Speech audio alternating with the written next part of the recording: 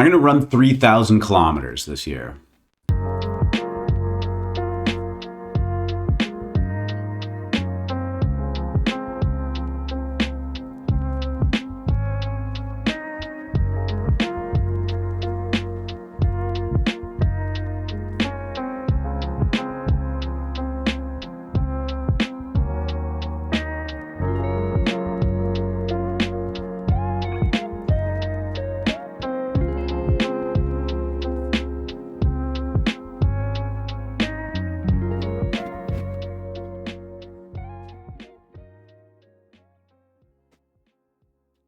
What's up, guys?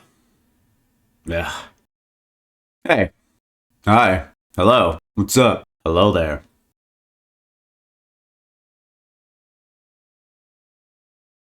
My name is Dan Lewis, and I am a pretty average runner.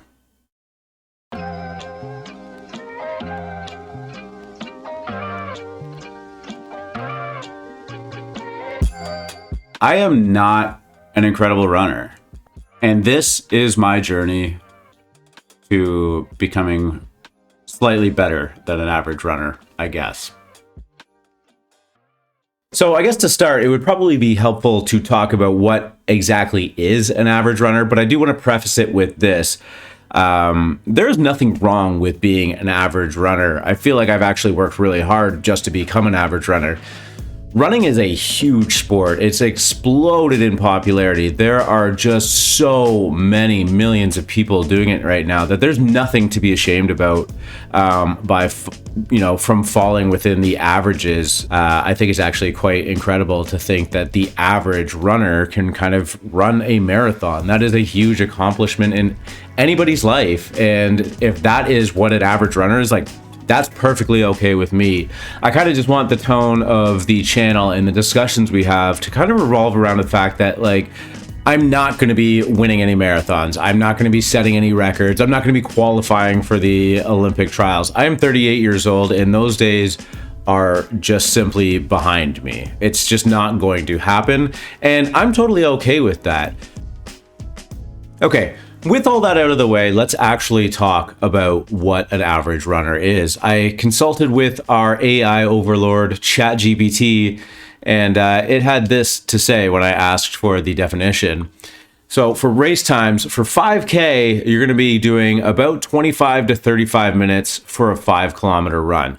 10-kilometer run would be 50 to 1 hour and 10 minutes. A half marathon, 21.1 kilometers, that would be about an hour and 50 minutes to 2 hours and 30 minutes. And a marathon pace would be 4 hours and 20 minutes to 4 hours and 45 minutes. Now, based on all of that, I can safely say I fall dead center of those ranges. My personal best time for 5 kilometers is just over 25 minutes, like this, 25:35. My best 10-kilometer time is about 53 minutes.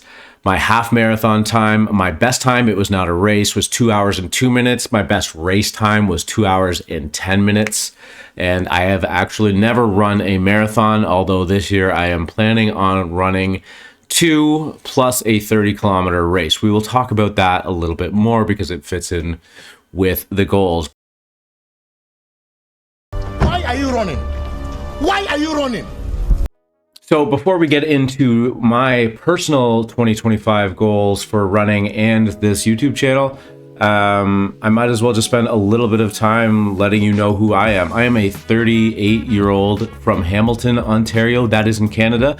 So unfortunately for our American and I think British users, I will be speaking in the metric system for the most part, but I am going to do my best every time I say a metric unit that I will convert it probably like right up here in freedom units or whatever you want to call them. I think it's called imperial system. I started running sometime in 2022, but it was actually to lose weight. I wasn't taking it seriously. It was just to get active, just to get my heart moving. And at the time I was doing a desk job and I just needed a way to keep myself fit. I was very, very unfit. At my peak, I was about 200 pounds. I think I just actually spoke in imperial. It's funny, we use imperial units for weight and height. Anyways, I was about 200 pounds. I lost about 40 pounds at my peak. But slowly along the way of getting more active, I actually just realized that I really enjoyed running. And not just the fitness part of it, there was like some really tangible data that you could see. And the progression of just showing up every day was really fun. You could just really feel that you were getting fitter, that you were getting into better shape. You know, that first time you run a kilometer without stopping, the first time you run 5 kilometers without stopping, the first time you run an hour without stopping, even though it's not that fast, there was just this real sense of accomplishment, and you could really look back on where you started from and see how far you got. Sometime last year, I started to pick up the pace, no pun intended, on my running habits.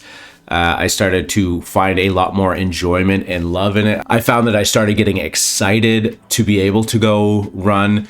The city that I live in has a lot of great trails and nature, despite being, an urban setting. I do live in a downtown core, but literally just a kilometer away is some of the nicest places to run.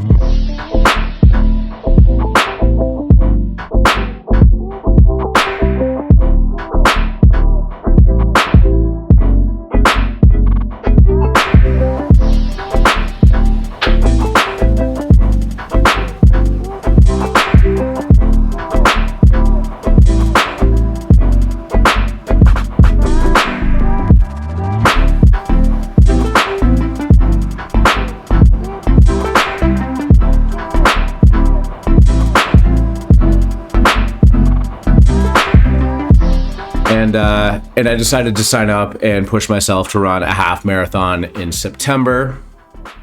I actually have my first race medal right here. This was the Oakville Nutrients half marathon. And so I raced that. I knew I was going to be able to complete the distance, but I wasn't really racing for time, although I think I overachieved on that. But keeping with the pretty average theme we've got going here, I placed 503rd out of just over 1,000 people. But something clicked in that race where I'm just in the middle of it and I saw all of these people and I experienced this joy that, you don't feel on a day-to-day basis in your life. There was something that just kind of, and this is going to sound super cheesy, they just came over me, and there was just all of these different people from different walks of life and different skill levels. You know, there were people that were running the half in an hour and 10 minutes, and they were just so far ahead. You could see them on the way back. And then eventually you were crossing paths with people that were running it in 3 to 4 hours. But we all showed up with this common goal, and everybody there was just showing up to be the best version of themselves that they could. And when I finally crossed the finish line, I was hurting. It was a good hurt, I think. But I really had this sense of this is something that I want to take more seriously, if for no other reason than just myself and just to keep pushing myself to do something. And yeah, once I realized that, it was kind of just game on for me. And I really wanted to see how far I could take it. Again, I'm not going to be a professional runner at any point in my life, but I want to just see where I can go with it for myself. So that brings us to 2025. I'm going to run 3,000 kilometers this year. That is the base goal. And I've set that goal for a couple of reasons.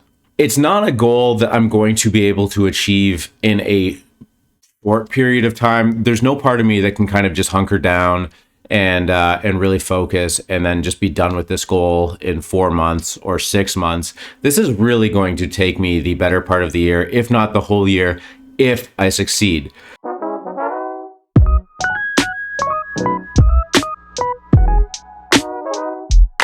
So what is 3,000 kilometers a year? That's 1,850-ish miles, I believe. But in terms of a weekly standard, you're looking at around 60 kilometers a week. And that actually breaks down into about 8.2 kilometers per day for all 365 days. I am not going to be running every day. This is not I ran 8.2K per day for an entire year or a 10K challenge. I'm still going to build it in a block where you have your easy runs, you have some speed work, you have your long runs. It's all varied up. But the goal over the course of the year is to run that 3,000 kilometers. In terms of actual races, I have a 30K that I have registered for. It's called the Around the Bay. It's the oldest road race in North America, and that takes place in my hometown. I've heard people say that it is harder than a marathon with the elevation. I've also heard people say that that is absolute blasphemy. 42 kilometers is always going to be harder than 30. I don't really have a frame of reference, so we're going to figure that out as we go.